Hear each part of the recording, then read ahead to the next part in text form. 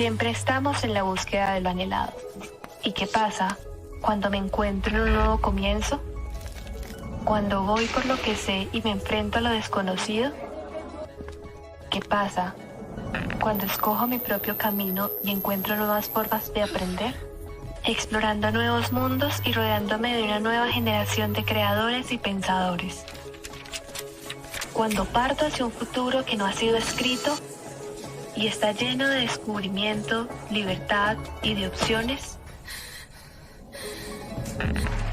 Cuando mi curiosidad me lleva a un camino para encontrar mis sueños, para encontrar respuestas en los lugares más improbables. ¿Qué pasa cuando me pierdo en el momento y encuentro nuevos talentos, pasiones y sueños? ¿Qué pasa si estamos asustados, confundidos, emocionados y justo en ese instante encontramos nuestra libertad? Muy buenos días. En nombre de la Universidad de Medellín, la Universidad del Tolima y sus respectivos sellos editoriales, agradecemos a todas las personas que nos acompañan virtualmente en esta actividad, que está enmarcada en la segunda Feria Virtual del Libro Académico. A continuación, los integrantes de la mesa temática Periodismo presentarán 2 novedades editoriales de sus instituciones. Invitamos a los asistentes a interactuar en esta sala, a realizar sus preguntas también por medio del chat. Más adelante daremos respuesta a algunas de estas. Sin más preámbulos, vamos a dar inicio a esta mesa temática con un libro del sello editorial Universidad de Medellín titulado El periodismo narrativo, manual de géneros, del autor Andrés Puerta Molino.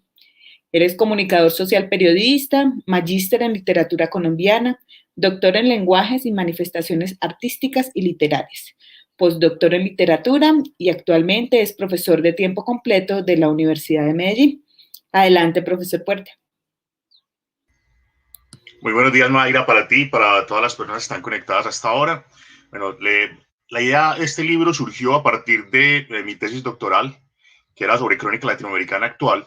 Entonces hay como una imprecisión frente al tema de los géneros que yo me encontré en España porque no tenían una gran claridad frente a estas temáticas, ¿no? Que era una crónica, que era un reportaje, que era un testimonio, que era un perfil. Entonces empecé a hacer un trabajo de definición. Entonces comenzamos con una historia del periodismo. El periodismo, digamos que es una forma de memoria, es una forma de conservar la memoria de la civilización en la que se produce. Y el tema de los géneros es muy importante porque de alguna manera ofrece un horizonte de expectativas tanto para las personas que escriben como para las personas que lo reciben. Y los géneros tienen unas funciones específicas, ¿no? Hay unos géneros que son informativos, que como su nombre lo indica, pues su función es la de transmitir unos hechos noticiosos. Hay otros géneros que son de opinión, cuya función básicamente es la de orientar a la opinión pública. Y hay otros géneros que son los géneros narrativos, y esos géneros son mucho más complejos. Y en esos géneros yo he estado trabajando bastante porque son los que más me interesan. Esos géneros, digamos que tienen una serie de compromisos que son difíciles de manejar, pero que los hacen muy atractivos porque digamos que funcionan muy bien, por ejemplo, en los procesos de lectura y escritura, ¿no? Yo voy a poner por acá mi presentación para que comencemos con este tema. Un segundito, yo pongo por acá la presentación. Entonces, esos géneros narrativos, digamos que tienen 3 compromisos. Por un lado, tienen un compromiso con la información, si no, no podrían considerarse géneros periodísticos. Por otro lado, tienen un compromiso con la forma, porque tienen una pretensión estética, tienen una relación directa con la literatura. Y por otro lado, tienen un compromiso con el entretenimiento. Pero el entretenimiento no como esa sección que está al final de los noticieros y que, digamos, se encarga de temas frívolos. No, el entretenimiento entendido como que son textos que no pueden aburrir. Y entonces ahí es donde yo digo que funcionan muy bien en los procesos de lectura y escritura. Yo, por ejemplo, soy profesor de estos temas y la verdad me ha funcionado bastante bien. ¿Por qué decimos que el periodismo narrativo es memoria? Digamos que, por ejemplo, en el tema del conflicto armado colombiano, los que mejor han sabido contar esa realidad han sido los cronistas. Entonces ahí, por ejemplo, vemos varios ejemplos. Ahí está, por ejemplo, Los Escogidos de Patricia Nieto, que es un libro bastante desgarrador, pero con un respeto profundo por las víctimas. Está también un libro que se llama Aquitania siempre se vuelve el primer amor, de Juan Camilo Gallego Castro, que cuenta el éxodo de todo un pueblo en el oriente de Antioquia que tuvo que desplazarse a raíz de la acción de los paramilitares y la guerrilla, los enfrentamientos entre los paramilitares y la guerrilla. Y está otro libro que se llama El periodismo narrativo, la mejor forma de dejar huella en una época, que justamente lo que trabaja y lo que trata es al periodismo como una forma de memoria, ¿no? Y ya nos metemos con los géneros específicos y ahí empiezan a aparecer ciertas problemáticas que es bueno tratar y que justamente este libro se trata de abordar como esas problemáticas. ¿Existe, por ejemplo, solo un tipo de crónica? No, existen varios tipos de crónica. Por ejemplo, hay un tipo de crónica que se llama la crónica histórica, y ahí vemos un par de personajes que utilizaron cronistas a sueldo para que narraran sus hazañas. A la izquierda podemos ver a Alejandro Magno y a la derecha podemos ver a Napoleón Bonaparte. Ellos tenían cronistas a sueldo que se encargaban de registrar cada una de las hazañas que fueron acometiendo, ¿no? Esa crónica histórica también está muy presente en el devenir del desarrollo de la narrativa en América Latina y, por ejemplo, los cronistas de India son un buen ejemplo de esa crónica histórica, ¿no? Y dentro de esa crónica histórica, entonces tenemos el trabajo de Cristóbal Colón. Y hay una anécdota que a mí siempre me ha parecido bastante curiosa, y es que cuando Colón ve a un grupo de manatíes, que son estos animalitos que ustedes están viendo en este momento en pantalla, piensa que son sirenas y dicen no son tan hermosas como las pintan. Esto básicamente surge porque, aunque la crónica de los cronistas de Indias pues tienen algo de periodismo también, tienen algo de todos sus imaginarios que ya tenían en la cabeza, ¿no? En América Latina también se ha dado un desarrollo de otro tipo de crónica que es muy importante, que es la crónica literaria. Y la crónica literaria, por ejemplo, fue muy importante en el desarrollo de la narrativa en Brasil, pero también en América Latina con gente como José Martí o como Rubén Darío, que practicaron la crónica como una forma no de ganarse la vida, sino de ganar la vida, aunque obtenían el sustento de su trabajo en periódicos. Digamos que ese trabajo en los periódicos también les permitió nutrir de una forma definitiva lo que fue su trabajo. ¿Por qué? Porque ellos eran grandes poetas y la poesía nos obliga a hacer una reflexión hacia el interior, pero el periodismo, como es un encuentro con el otro, nos obliga a reflexionar hacia el exterior, y esa doble reflexión hacia el interior con la poesía y hacia el exterior con la crónica, digamos que nutrió profundamente su trabajo, y lo que hizo fue que fortaleció tanto los poemas como las crónicas. Entonces hay un ejercicio ahí que es bastante interesante. Y hay un tercer tipo de crónica que es la que a mí más me interesa, que es la que estaba, por ejemplo, en Los Escogidos, o la que estaba en Aquitania siempre se vuelve el primer amor, que es la crónica periodística. Y esa crónica periodística es esa que yo les decía, que tiene ese triple compromiso.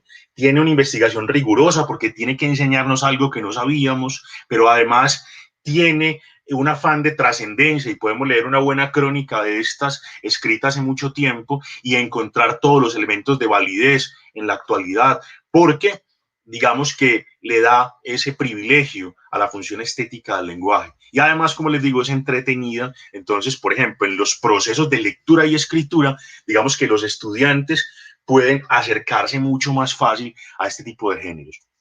Hay otros géneros que son muy interesantes y que también se trabajan en este libro, por ejemplo, el perfil. Y acá tenemos un ejemplo paradigmático de Gaita Lese que se llama Frank Sinatra está resfriado. Ahí vemos a la izquierda lo que fue la portada de la revista Squire cuando se publicó este perfil. Y a la derecha vemos el método de trabajo del señor Gaita Lese, ¿no? Él escribe por escenas, como si estuviera contando una película, que es una de las grandes novedades que tuvo el nuevo periodismo en Estados Unidos, y que también tiene, digamos, los cronistas latinoamericanos actuales que ejercen o que practican este tipo de géneros. El perfil es un género muy interesante porque básicamente lo que propone es una polifonía de voces para reconstruir un personaje. Entonces, en el perfil aparecen un montón de fuentes, ya sean amigos o enemigos, que nos ayudan a ver al personaje en toda su extensión. John Lee Anderson decía en un taller de perfiles que un perfil es como tener una escultura de Rodin en el Museo del Louvre, ¿no? Uno puede ver al personaje desde todas las perspectivas, ¿no? Entonces es un género muy interesante y que también está definido aquí en este libro. También está el género del testimonio. El género del testimonio básicamente lo que plantea es una solidaridad histórica, ¿no? Porque básicamente lo que hace es darle voz a los que no la han tenido. Entonces hay un personaje que tiene acceso a los medios de comunicación y a través de esa posibilidad de acceder a los medios de la comunicación cuenta la historia de un personaje que no ha tenido esa oportunidad. Y ahí vemos en pantalla un par de libros que son paradigmáticos para el género del testimonio. Uno es el relato de un náufrago de Gabriel García Márquez, y el relato de un náufrago básicamente cuenta la historia de un marino colombiano que pues fue una gran celebridad durante mucho tiempo, pero García Márquez empieza a investigar su historia y la cuenta en primera persona, y se notan las costuras de todo de ese entramado narrativo que tiene García Márquez, pero está contando la historia del personaje en primera persona. Y este género, que como les digo es un género de bastante solidaridad histórica, requiere pues unas características del escritor y también de ese personaje que está contando la historia. Por ejemplo, García Márquez estuvo horas y horas hablando con Luis Alejandro Velasco para contar esa historia. A la derecha vemos una historia que se llama Biografía de un cimarrón, de Miguel Barnett. Él era un cubano y cuenta la historia de un esclavo que había logrado su libertad, y en esta biografía de un cimarrón uno puede encontrar, por ejemplo, las particularidades de lo que fue esa abolición de la esclavitud en Cuba y cómo vivían los esclavos, como por ejemplo los esclavos que vivían en la casa tenían mejores condiciones que aquellos que trabajaban, por ejemplo, en las plantaciones de caña de azúcar, ¿no? Entonces es bastante interesante porque uno también encuentra una huella de la sociedad en la que se producen estos textos a partir de un género como el testimonio, ¿no? Entonces es bastante interesante ese género del testimonio y todas las posibilidades narrativas que ofrece. Por otro lado está el género máximo del periodismo.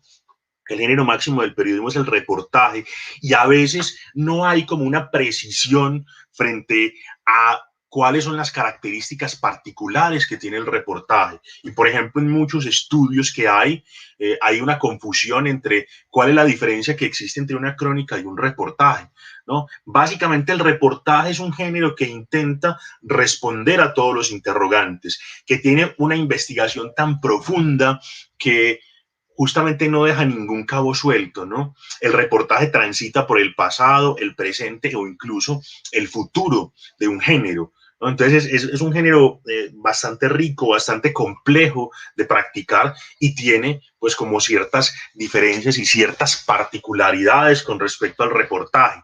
Por otro lado están los géneros de opinión. Y dentro de los géneros de opinión está, por ejemplo, el artículo de opinión, que básicamente tiene una tesis y tiene unos argumentos que sustentan esa tesis. Por otro lado, hay géneros como el editorial, que es el vocero de una organización o de un medio de comunicación. Por otro lado está la columna, que es un género bastante rico, y las particularidades que tiene la columna es que tiene pues una ubicación definida y una periodicidad que también está indicada. Es decir, siempre que hablamos de columna de opinión, vamos a encontrar el texto en el mismo lugar y con la misma periodicidad.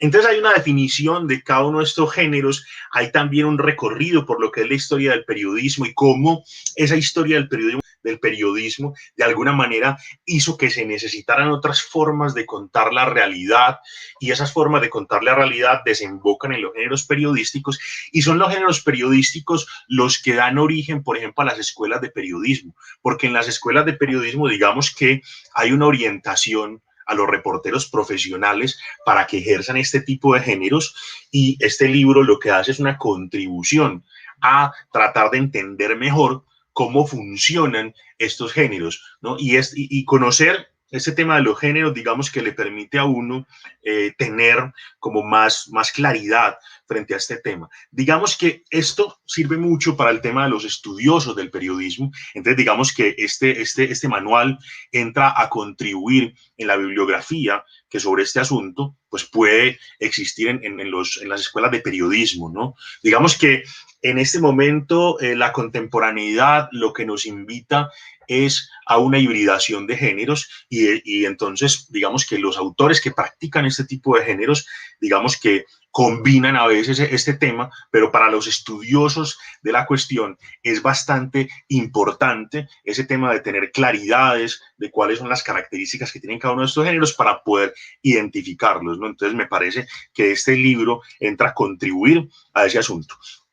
Digamos que en el tema de la historia del periodismo hay nociones de periodismo incluso desde los hombres primitivos, porque los hombres primitivos empezaron a contar historias reales y se reunían alrededor del fuego y empezaban a decir dónde había una fuente de agua, dónde había animales que estaban al acecho, y había algunas personas que tenían mayor capacidad narrativa para contar esas historias.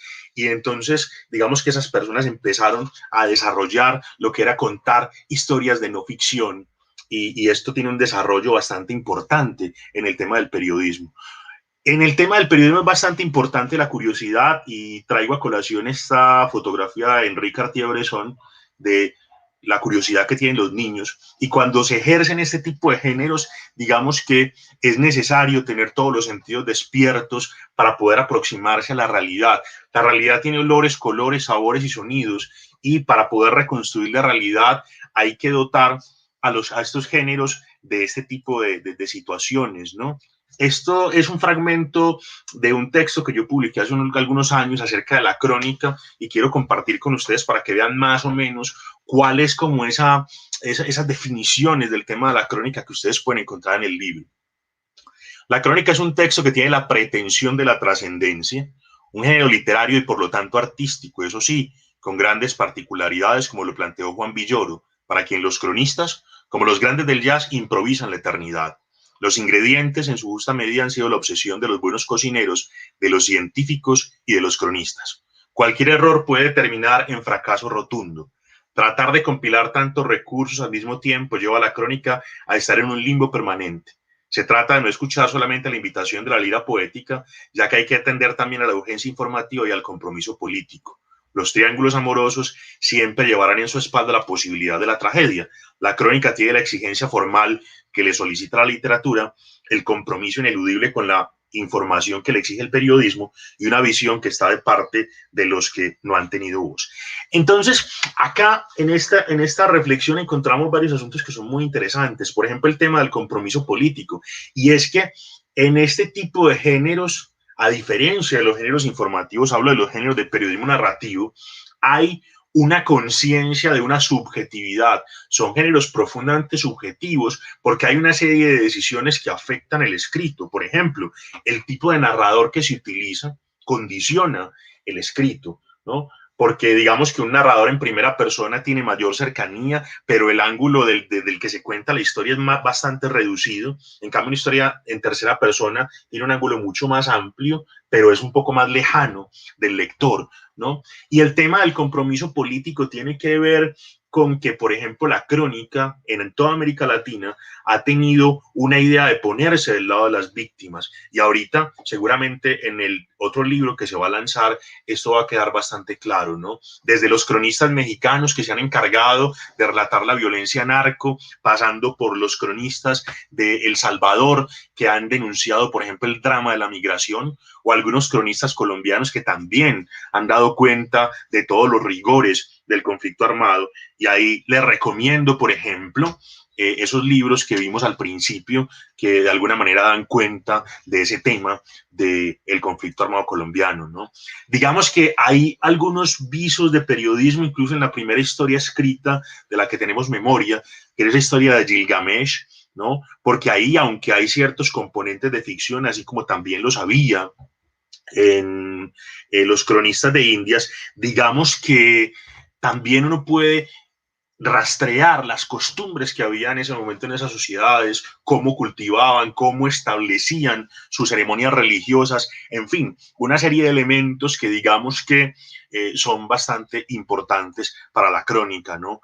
Hubo este invento que fue el telégrafo, que significó un gran avance en el tema de la comunicación. De hecho, desde ahí se empieza a hablar de globalización, ¿no? Porque el telégrafo lo que hizo fue que se cambiara por completo la manera de comunicar las noticias, porque ya en tiempo real se podía saber al otro lado del mundo qué era lo que estaba pasando.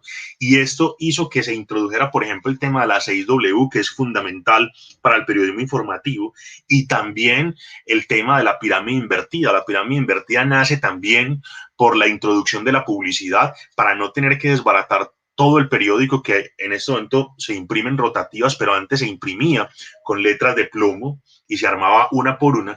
Y en ese momento la forma de contar las historias era la forma tradicional en la que se ha contado siempre, con un principio, un nudo y un desenlace. Y ese tema del telégrafo y el periodismo informativo hizo que se cambiara para siempre esa concepción y empezó a hablarse del tema de la pirámide invertida. Y la pirámide invertida básicamente es poner la información más relevante en la primera parte. ¿Y cuál es la información más relevante? Justamente la respuesta a esas 5 preguntas básicas que por sus siglas en inglés se denominan las 5W.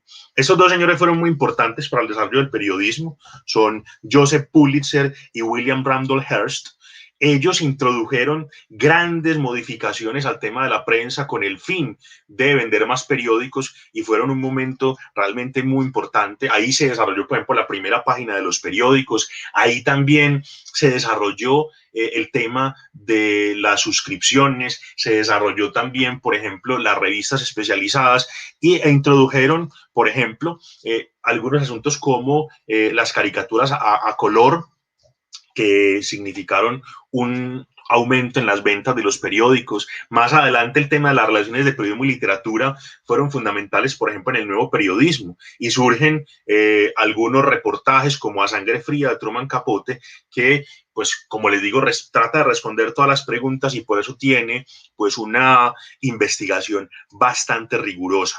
Esto digamos que los estadounidenses dicen habérselo inventado, pero ya lo había hecho Daniel Defoe en este libro del Diario del Año de la Peste, que es de 1675. Entonces, este tipo de relaciones conscientes entre periodismo y literatura ya se vienen trabajando desde hace mucho tiempo y, como les digo, incluso tiene incidencia en el trabajo de los hombres primitivos.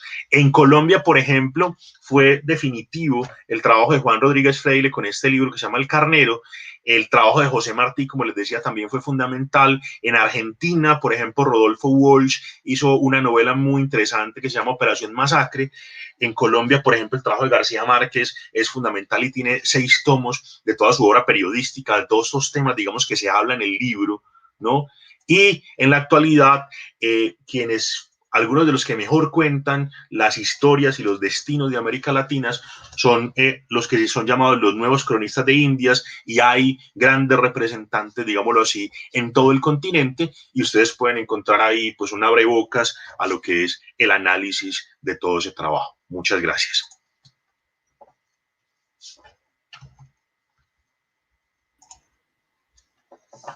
Muchas gracias, profesor Puerta, por su presentación tan detallada. Vamos a darle paso entonces ahora al sello editorial Universidad del Tolima. En su representación tenemos a la autora Julie Lisset Bolívar Rodríguez. Ella presentará su obra Conflicto Armado Colombiano, un abordaje coyuntural en los programas de comunicación social y periodismo de las universidades regionales del Tolima. Julie Lisset Bolívar Rodríguez es comunicadora social periodista, es magíster en educación y docente de cátedra de la Universidad del Tolima. Adelante, profesora. Gracias, Mayra. Muy buenos días para todos los que están conectados a esta hora. En primer lugar, agradecer a este espacio de la segunda Feria Virtual del Libro Académico, organizada por Red Books y también por Letras Académicas. Agradecer también a los colegas de la Universidad de Medellín, a la Universidad del Tolima por convocarme, y a los asistentes, que sé que están estudiantes, colegas, amigos, familiares que nos acompañan pues a todos el día de hoy. Voy a proceder a compartir la pantalla.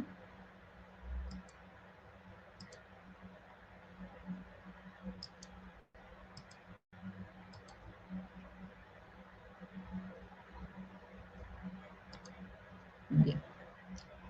Mi libro de resultado de investigación, de la investigación de posgrado realizada en la maestría en educación, un poco las motivaciones que me llevaron a poder plantear la realización de este trabajo fue el contexto de los diálogos de paz entre el gobierno colombiano y la guerrilla de las FARC-EP, iniciados en 2012 y finalizados en 2016. Para este momento sentí que como académica, como docente y también como comunicadora social, como ciudadana colombiana, tenía el deber de contribuir desde mi labor hacia el entendimiento de este contexto y también poderlo llevar a los diferentes miembros de las comunidades académicas. Les cuento un poco en qué consistió la metodología de trabajo para este libro. Repito que es resultado de investigación. La metodología fue de tipo cualitativa, con un enfoque explicativo descriptivo. El método fue el estudio de caso múltiple, en el que tomé 3 instituciones de educación superior de la ciudad de Ibagué, Universidad del Tolima y Corporación Unificada Nacional de Educación CUN. Lo que tienen en común estos 3 programas es que ofertan sus programas académicos en modalidad presencial, y las técnicas aplicadas a este trabajo de investigación fueron las del análisis de contenido, a los documentos curriculares que hacían parte de estos programas, entiéndase planes educativos del programa, planes de estudio, planes de clase y documentos para la obtención del registro calificado. En materia de Julie, perdón, profe, la interrumpo un momentico. ¿Nos podría poner la pantalla completa, por favor, para visualizar mejor la presentación? En este momento ya se encuentra en pantalla completa. Sí, es que se ven las diapositivas al ladito. En la parte de abajo... Permíteme, yo ya le vuelvo a hacer, le volví a dar pantalla completa. En la parte de abajito como presentación. Sí, ahí abajo le di presentación como diapositivas. Por aquí nos sugieren dejar de compartir la pantalla y darle compartir pantalla completa, por favor, para ver si logramos visualizarla mejor. Qué pena.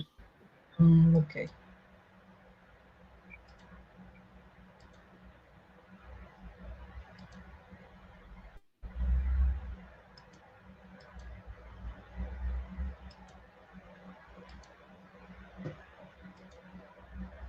¿Me confirmas si ahora sí sale pantalla completa? No, señora. Pues acá en el equipo yo lo tengo así, no sé qué inconveniente pueda haber. No, dejemos así, dale, procede, no hay ningún problema. Qué pena la interrupción, profe, bien pueda. No, Mayra, tranquila, muchas gracias. Continuaba entonces con las técnicas de investigación aplicadas a este trabajo de investigación. La observación no participante se aplicó sobre todo a las prácticas de aula que tuvieron lugar de parte de los docentes, y las entrevistas de tipo individual y grupal aplicadas a una muestra poblacional entre profesores, estudiantes, directivos y egresados de estos 3 programas de comunicación social y periodismo. A nivel del libro, este está estructurado en 4 capítulos. Un poco lo que pretendí con esta división es hacer un relato a voces, desde el punto de vista también de que al hablar del tema del conflicto, pues es muy necesario también tener en cuenta la polifonía del relato, en la medida en que hay diversas versiones alrededor de este, desde su génesis hasta su desarrollo, así como su entendimiento. Un primer capítulo, entonces, aborda el tema de la voz de las historias, apuntes para una comprensión del conflicto armado colombiano. Aquí lo que hice fue construir un contexto de trabajo también, para que yo como investigadora pudiera saber de qué estaba hablando, precisamente cómo podríamos ubicar al conflicto en la historia de Colombia, qué tipo de miradas también hay respecto a su entendimiento. Me validé algunas fuentes como los informes del Centro Nacional de Memoria Histórica entre los años 2010 y 2015 aproximadamente. También la contribución al entendimiento del conflicto elaborado por la Comisión Histórica del Conflicto y sus víctimas, de artículos de prensa, e igualmente también de testimonios de víctimas en documentales de tipo audiovisual y otras fuentes de trabajo. Lo que se quiso con este primer capítulo fue no solamente abordar el tema del conflicto desde la mirada historiográfica oficial, sino también precisamente desde sus principales víctimas, que es la población civil en Colombia. En el segundo capítulo, titulado La voz del saber educativo, del currículo y la formación universitaria, lo que hice fue contextualizar también en términos teóricos todo lo relativo al currículo, sus definiciones, sus tendencias a nivel también histórico, sus formas de organización. Entonces definí lo que era un currículo técnico, práctico, emancipatorio, crítico, postestructuralista. A nivel también de sus formas de organización encontramos varios modelos, como el modelo de tipo modular, en términos también de la Universidad de Xochimilco en México, formas de organización relacionadas con la flexibilización curricular, con el aprendizaje basado en problemas y con el modelo por competencias. El capítulo 3 recoge lo que es la voz institucional, son los resultados del análisis de contenido aplicado precisamente a estos programas de las 3 universidades mencionadas, y cómo estos documentos curriculares abordan o no el tema de manera literal y también en otros escenarios de tipo curricular. Por último, en el capítulo 4, titulado La voz de la comunidad universitaria, la experiencia educativa toma la palabra, tienen lugar las reflexiones que logré también cotejar a partir de los diálogos con estudiantes, directivos, profesores y egresados de estos programas. Acá les voy a hablar en esta presentación principalmente del capítulo 3 y 4, debido a que los otros pues son teóricos, y lo que más me interesa es también poder mostrar efectivamente los resultados de este trabajo. En el capítulo 3, entonces, donde está esta caracterización de los currículos de estos programas académicos, hay principalmente 4 conclusiones. Una primera conclusión que tiene que ver con que estos programas académicos manejan una apuesta curricular que se enmarcan en el tema del currículo técnico y práctico.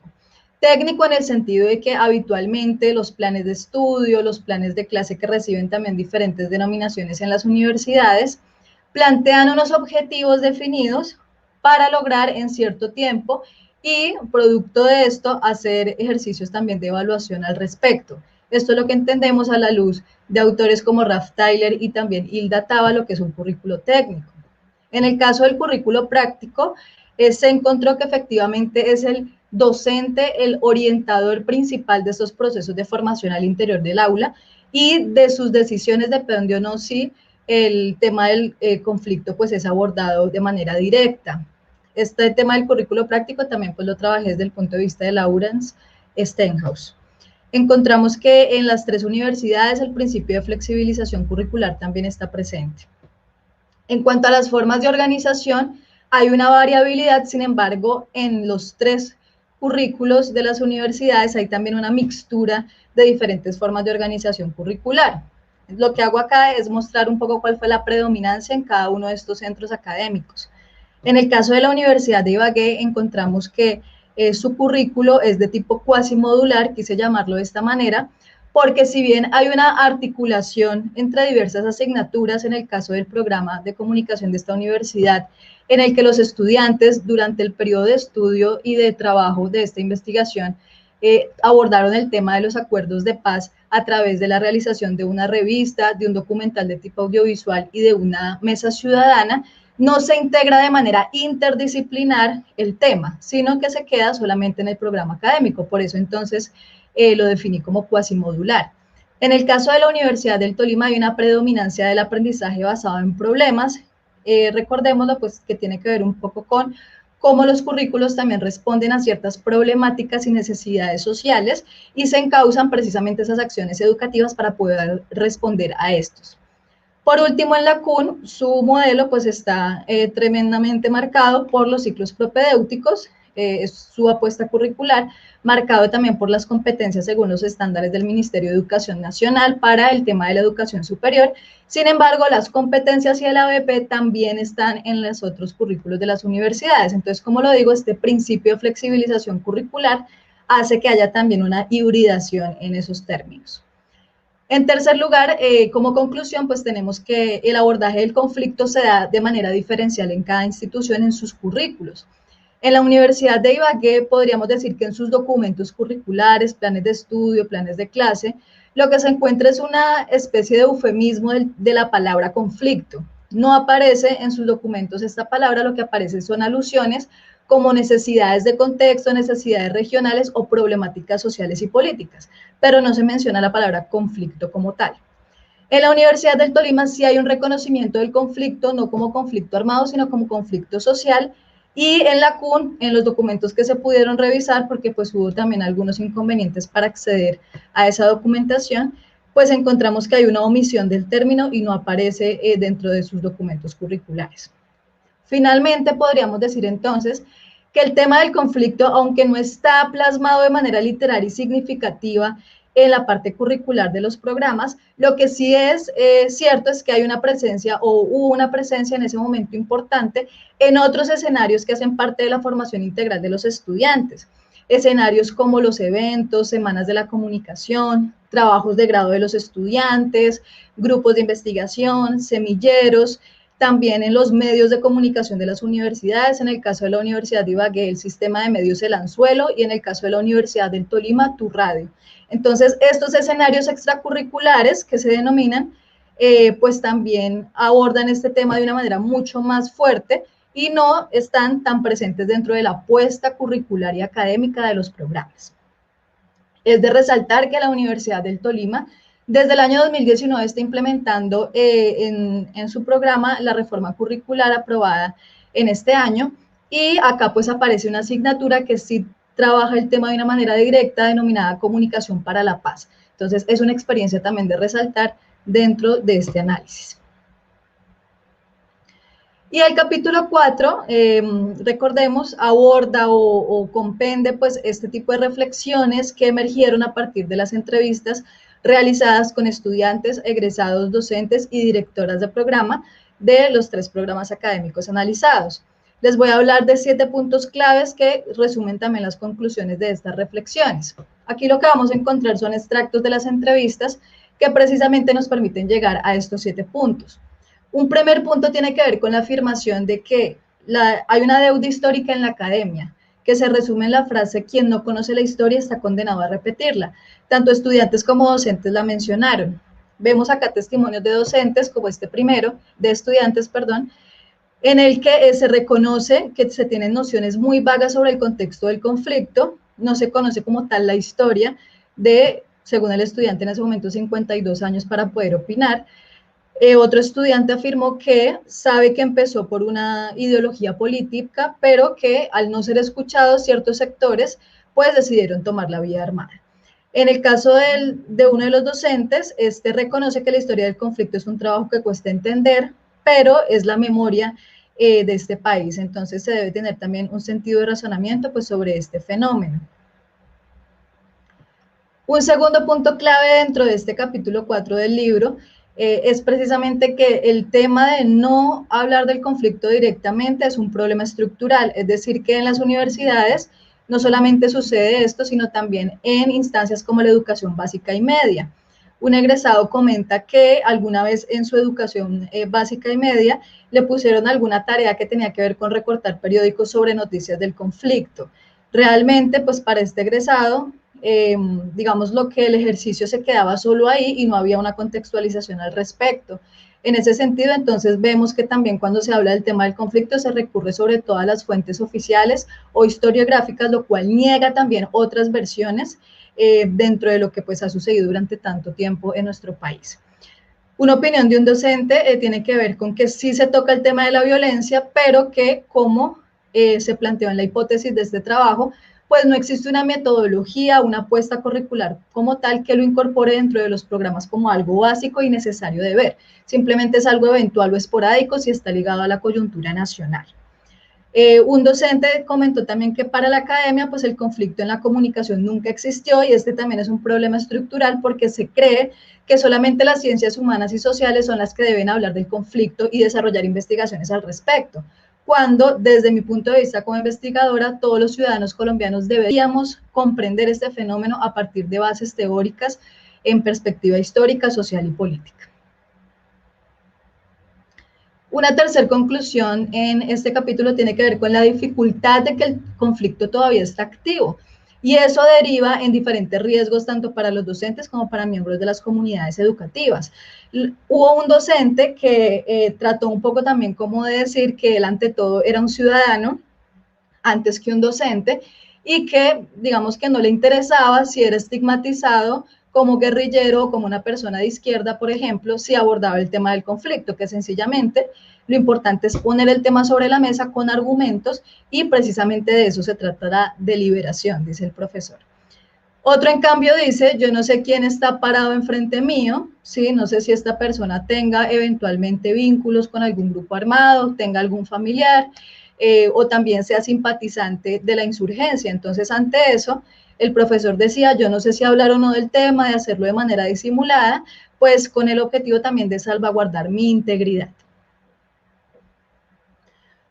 Esto desde el punto de vista de las directoras de programa también pues genera unos abordajes distintos. Entonces el hecho de no hablar de conflicto directamente, por ejemplo, en el caso de una directora del programa, decía que preferían tocar el tema desde el punto de vista de la memoria, ya que podía tener una mayor receptividad entre los estudiantes. Un poco acá se reitera esta noción de que tiende a también disfrazarse un poco la palabra o despolitizarse también el abordaje mismo del conflicto a través pues de otro tipo de etiquetas. Otra directora del programa pues afirmó que el hecho también de que algunos estudiantes sean víctimas precisamente puede o no sentar obstáculos para poder hablar del tema. En este caso la directora dice que a algunos estudiantes sí les interesaba incorporar dentro de sus trabajos de grado, por ejemplo, la temática del conflicto para poder entender lo que habían tenido que vivir años atrás. Hay un estudiante que comentó que no ha tenido que informar, por ejemplo, sobre el conflicto, también porque pues laboraba en ese momento, pero que reconocía pues que había sido víctima, sobre todo en una experiencia traumática como en el secuestro. Entonces, esto pues también hace que sea riesgoso de cierta manera abordar el tema. Y por último, quise también incorporar este testimonio de un egresado que tiene que ver con que el hecho de que se cubra, por ejemplo, el conflicto a nivel periodístico, tiene que ver mucho también con la vocación del periodista.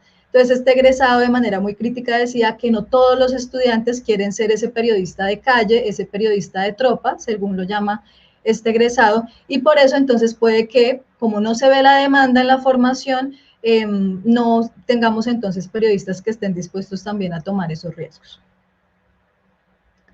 Un cuarto punto tiene que ver con la perspectiva institucional, y es que los actores en general de las comunidades educativas consideran que el tema sí es pertinente.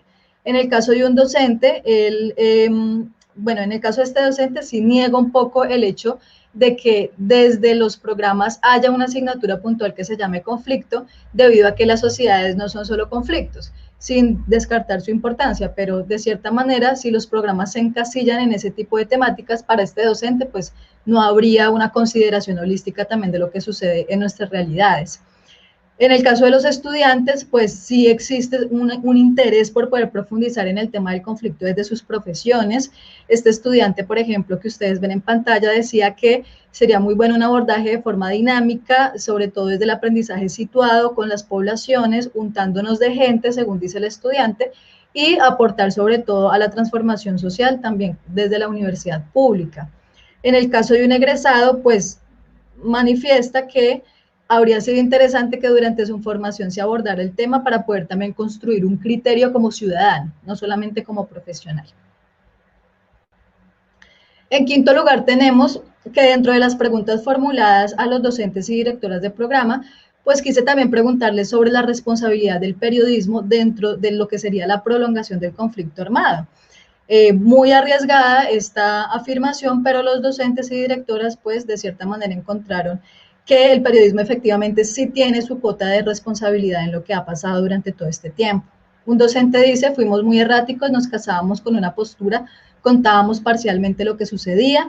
Esta práctica periodística del encuadre, de la selección de la realidad en la que el hecho que sucede dentro del marco del conflicto se cuenta solo desde las fuentes oficiales y no también desde otras miradas, pues efectivamente es una parcialización para la comprensión de estos hechos.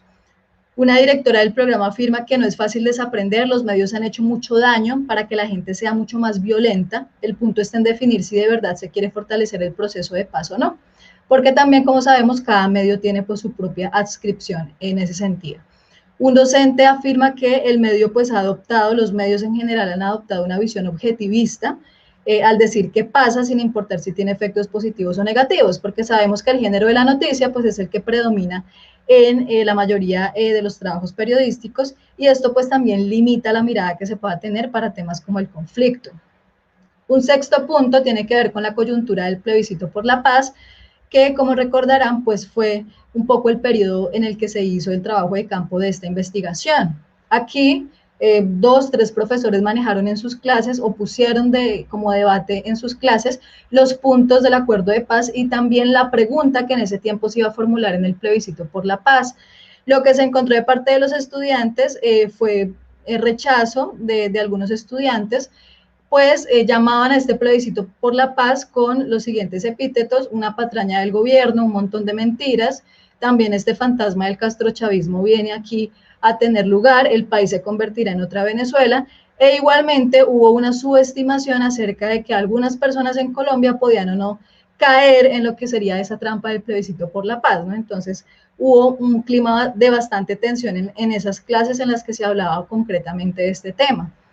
Y por otro lado, había estudiantes que sí creían en el plebiscito, en que iban a votar que sí, algunos como el caso de este primer estudiante que tenía un familiar excombatiente, y hubo estudiantes que decían que iban a votar que no, porque eran víctimas del conflicto y cómo se les iba a dar participación política y sobre todo apoyo económico a los excombatientes que habían hecho parte de este conflicto. Entonces, como ven, la mirada sobre concretamente el plebiscito por la paz, pues fue bastante polémica en ese tiempo. Por el lado de los docentes, lo que había pues era un interés por, como dice este primer docente, nuestra labor es acercar un proceso que ocurrió lejos, en La Habana, Cuba, a puerta cerrada. ¿Cómo llevamos eso entonces al aula? Fue uno de los retos que tuvieron los docentes en ese momento.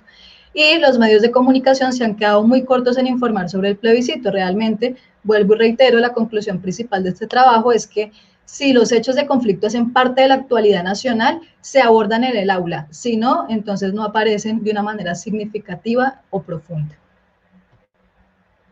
Y tenemos por último el reto de la construcción de paz. Este fue otro de los puntos que pues dialogué con estos miembros de las comunidades educativas. En general, todos reconocen que las universidades desde ese año, desde ese tiempo en el que se gestaron los diálogos, pues tenían grandes desafíos para poder aportar a lo que se plantó en ese momento como el proyecto de construcción de paz, que sabemos que hoy en día pues está en crisis. Un primer docente dice: el comunicador tiene un protagonismo esencial en acabar de resolver los problemas del conflicto en Colombia, educando, y para educar hay que conocer. Si no hablamos del tema de una manera consistente dentro de la formación de, en este caso, los estudiantes de comunicación y periodismo, pues no podemos proyectar también un conocimiento sólido y sobre todo un criterio ciudadano ante este tema. Una directora del programa mencionaba: estamos en lo más duro del proceso de paz y la paz la construimos entre todos, se necesita un esfuerzo desde la educación, familias y medios, somos responsables de formar los profesionales para el posacuerdo, esta palabra que también pues estuvo bastante tomada o era bastante citada en ese momento. Un docente dice: esto es algo que toma tiempo, de la noche a la mañana la gente no se va a dar cuenta del dolor que sintió alguien, entonces eso también es una cuestión de empatía, de saber que aunque no somos víctimas directas algunas personas, pues hay personas en el país que sí han tenido que pasar por un dolor profundo. Y si no nos damos cuenta de eso, pues ¿cómo vamos a hablar de un país en paz? Muchas gracias, profe. Por aquí tenemos algunas preguntas ya de las personas que nos han estado visualizando desde las 8 de la mañana. Quisiéramos pues invitar al profe Andrés también para que entre los dos respondan. Bueno, por un lado, pregunta Beatriz Eugenia Quiseno: ¿cómo lograr que las nuevas generaciones de comunicadores no pierdan ese rigor investigativo que requiere el buen periodismo? Esta pregunta va dirigida al profesor Andrés. Bueno, muchas gracias a la profesora Beatriz por la pregunta, que sirva para hacer un homenaje a un colega y amigo que murió esta semana, Fran Piedradita Bedoya.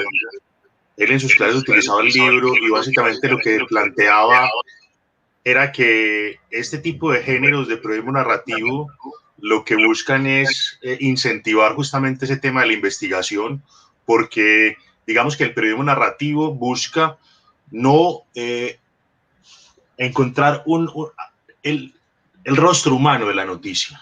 Entonces, es aproximarse a las personas, es tratar de que esas personas, digamos, que nos abran su alma y poder contar su historia de una forma completa, y eso requiere un respeto y requiere además un acercamiento muy respetuoso y también dedicar mucho tiempo a compartir con esos personajes para poder contar una historia completa. Yo pienso que de esa manera se puede incentivar en los comunicadores ese tema, o sea, enseñarles cómo hay que tener un acercamiento respetuoso y que este tipo de géneros requieren el compartir mucho tiempo con los personajes. Muchas gracias, profesor Andrés. Por acá tenemos otra pregunta de MS Limislau. Yo creo que la pueden responder los dos. Dice, ¿considera usted que desde el periodismo y desde la literatura se pueden resarcir desde lo moral, desde lo emocional, a víctimas del conflicto, víctimas de la injusticia, como por ejemplo en Los Escogidos?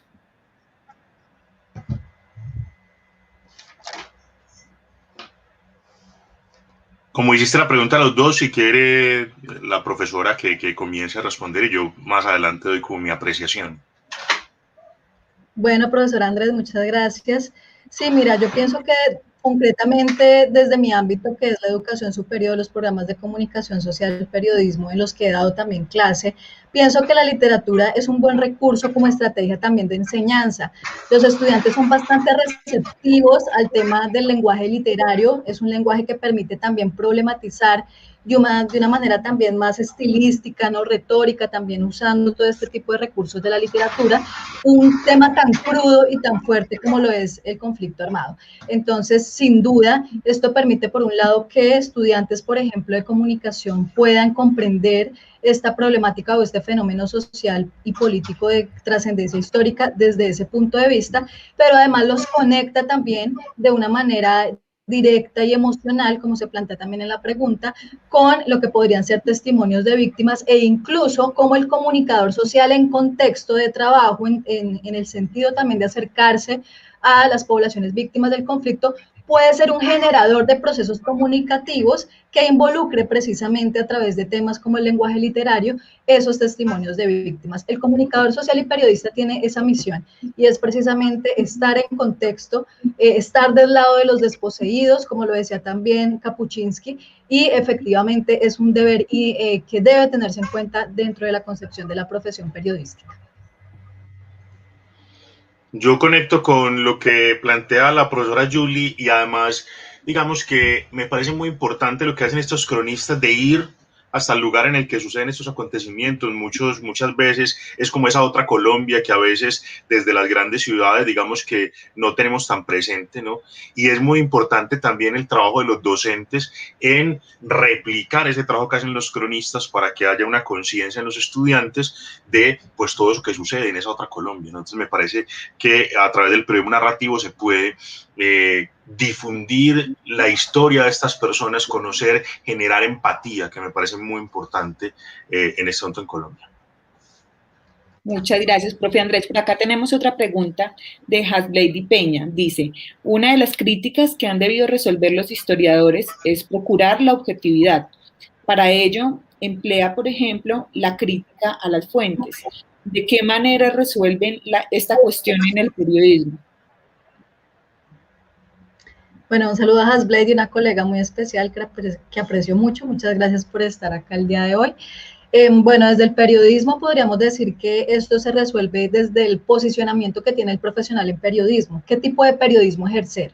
Un periodismo que está ligado a los medios oficiales, que reproduce constantemente esta versión oficial de los hechos, un periodismo militante, también comprometido políticamente, un periodismo que explore, por ejemplo, desde instancias como el periodismo de tipo comunitario o el periodismo también independiente, la manera en que se puede afrontar precisamente esta cuestión. Entonces, dependiendo del tipo de periodismo, del profesional en periodismo, que esté pues también enfrente del fenómeno del conflicto, asimismo se selecciona la manera en que se cuenta una versión del hecho, porque no hay que olvidar lo que hay alrededor del conflicto armado son interpretaciones, versiones, unas que han sido tomadas como verdades historiográficamente hablando, pero hay otras verdades que también están ahí afuera, que gravitan en estas poblaciones víctimas del conflicto y que efectivamente, gracias al ejercicio del periodismo independiente, del periodismo comunitario, precisamente pueden tener también una visibilización, mucho menor porque no son tan masivos sus relatos, pero son construidos también con un sentido de humanidad muy importante. Yo siempre he tenido un cuestionamiento frente a ese término de la objetividad. Digamos que en periodismo es muy complicado hablar de objetividad porque digamos que todo va a estar mediado por la interpretación que es un ser humano de ciertas versiones, ¿no? Entonces a mí me parece que en este tipo de periodismo hay que hablar más de responsabilidad y hay que tratar de contrastar fuentes y hay que tratar de investigar lo que más se pueda para, digamos, apegarse al tema de la realidad. Pero como decía yo, este tipo de género de periodismo narrativo, como la crónica, como el perfil, como el testimonio, tiene un componente subjetivo bastante grande, una serie de decisiones que uno va tomando y que afectan profundamente el escrito. Lo digo porque yo también escribo crónica y entonces uno cuando está escribiendo crónica se enfrenta a ese tipo de decisiones. ¿Qué incluyo yo en el relato y qué dejo de incluir? Eso condiciona profundamente el escrito. Digamos que eso está muy mediado por el tema ético y también por el tema de la responsabilidad, que me parece supremamente importante en periodismo.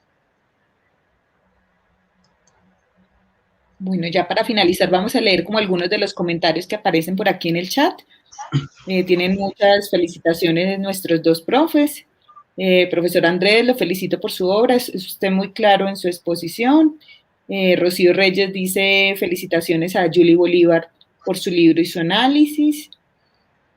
Valentina también felicita a la profe Julie por su libro.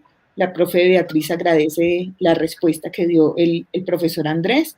No sé si quieren dar como un último aporte cada uno antes de cerrar. Estamos a 5 minuticos ya para finalizar esta actividad.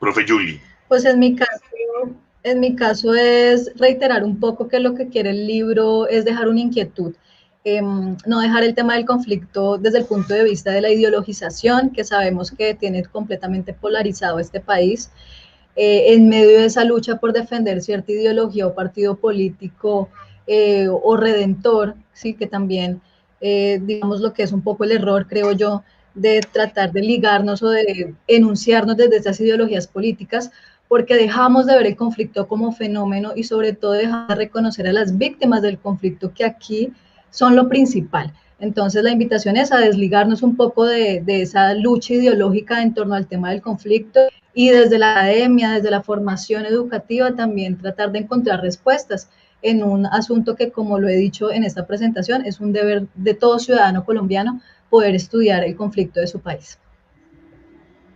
Muchas gracias, profe. Yo agradezco a la segunda Feria Virtual del Libro Académico 2021, agradezco a la Universidad de Medellín, a la Universidad del Tolima y a sus respectivos sellos editoriales y a la profesora Julie por compartir este espacio que me parece fundamental en la reflexión de este tipo de temáticas acerca del conflicto armado colombiano y acerca de estos temas que básicamente nos invitan a contar historias, a encontrar el periodismo bien hecho. Muchas gracias. Muchas gracias, profe. Así es. Reiteramos el agradecimiento en nombre de la Universidad de Medellín, la Universidad del Tolima y sus sellos editoriales. Agradecemos también la atención y agradecemos a las personas que estuvieron presentes realizando sus preguntas y dejando sus mensajes de felicitación a nuestros dos autores. Pueden seguir participando de las demás actividades que tenemos en el marco de esta Feria Virtual del Libro Académico, que se extiende hasta el próximo 6 de mayo. En el marco de esta feria, las dos instituciones continuarán presentando más novedades en distintas áreas del conocimiento, entonces queda abierta la invitación. Muchas gracias a ustedes por haber aceptado también, profe Julie, profe Andrés, por haber venido a este espacio y les deseamos lo mejor y éxitos con sus libros. Muchas gracias. Muchas gracias. Muchas gracias. Que estén muy bien. Gracias a todos.